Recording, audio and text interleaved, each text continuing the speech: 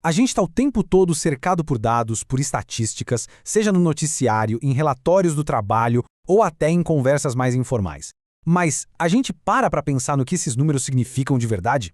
A proposta aqui é montar um kit de ferramentas bem prático para a gente conseguir decifrar o que está por trás dos números. E, claro, não se deixar enganar por eles. E para começar, vamos para um bar. Parece um lugar simples, né? Mas essa história esconde um detalhe muito importante que mostra como os números podem ser bem traiçoeiros.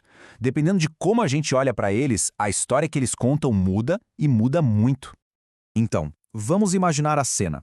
10 pessoas sentadas num bar. Se alguém chegasse e perguntasse qual é a riqueza típica ou média ali dentro, o que a maioria faria? Acho que o instinto seria somar o dinheiro de todo mundo e dividir por 10, certo? Mas será que esse cálculo simples realmente mostra a realidade daquele grupo de pessoas? É aqui que a coisa fica interessante.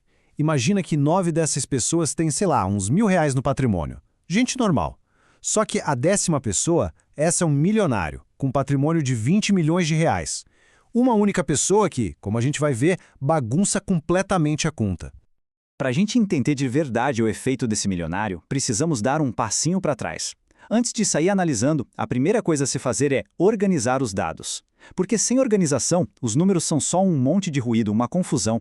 Vamos ver como colocar ordem na casa primeiro.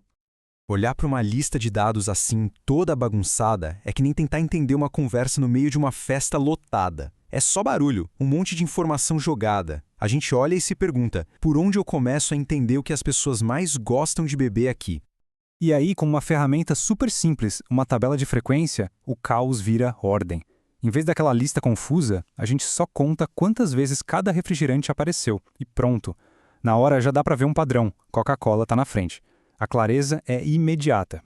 E se a tabela já ajuda, um gráfico deixa tudo mais óbvio ainda. Nossos olhos vão direto para a barra maior. Não resta a menor dúvida de qual é o refrigerante preferido. Transformar os números em imagem conta a história de um jeito muito mais rápido e direto. Certo. Agora que a gente já sabe como organizar a bagunça, estamos prontos. Vamos voltar para o nosso bar e, com as ferramentas certas na mão, finalmente desvendar o mistério da tal riqueza média daquele lugar. E, olha, a resposta talvez não seja a que todo mundo espera.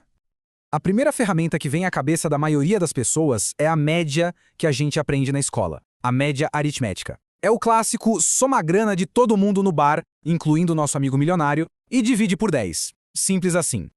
Só que existe um outro jeito de achar o meio da história, a mediana. Aqui a lógica é diferente. Em vez de somar, a gente coloca todos os valores em fila, do menor para o maior, e simplesmente pega aquele que ficou bem no meio do caminho. A mediana basicamente ignora os extremos. E aqui vem o resultado que muda tudo. A riqueza média, a aritmética, daquele bar dá quase 2 milhões de reais. Mas a riqueza mediana é de apenas R$ 1.000. Percebe? São duas medidas diferentes que contam histórias completamente opostas sobre o mesmo grupo de 10 pessoas. E essa frase resume perfeitamente o porquê. A média foi totalmente distorcida. Foi puxada para cima por aquele valor absurdo do milionário.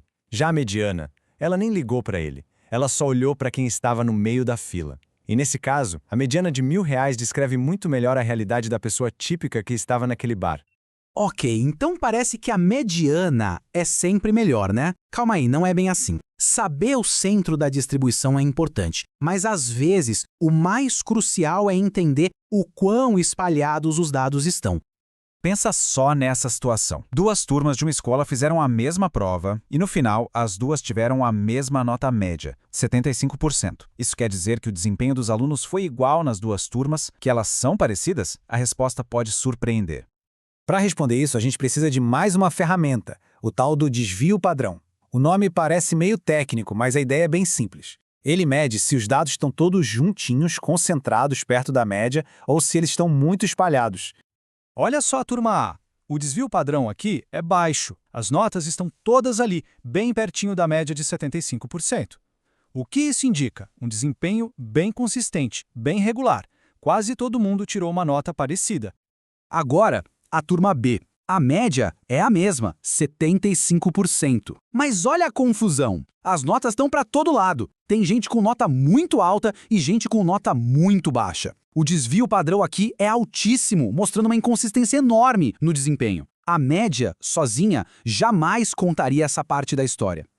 Bom, até agora a gente olhou para dados que já existem, para coisas que já aconteceram. Mas e o futuro? A estatística também tem uma ferramenta poderosa para a gente lidar com a incerteza, para tentar de alguma forma medir o acaso. E essa ferramenta é a probabilidade. É basicamente a forma matemática de dar uma nota para a chance de algo acontecer. A gente transformar a incerteza num número que vai de 0, ou seja, impossível, até 1, que é certeza absoluta. Por exemplo, se a gente analisar os dados de pontualidade de voos, podemos calcular a probabilidade, com base nesses números aí, um voo escolhido ao acaso teria mais ou menos 68% de chance de decolar na hora, uma informação bem útil para quem está planejando uma viagem, não é? E aí, depois dessa viagem rápida pelo mundo dos dados, o que a gente leva na nossa caixa de ferramentas para o dia a dia? Quais são os pontos principais para a gente não esquecer? Vamos lá. Resumindo, primeiro, organize os dados para achar os padrões escondidos. Segundo, desconfie da palavra média. Sempre se pergunte, é a média que pode ser enganada por um milionário ou é a mediana? Terceiro, o centro não é tudo. Lembre-se de olhar a dispersão, o desvio padrão. E por último, use a probabilidade para ter uma ideia melhor sobre as incertezas do futuro.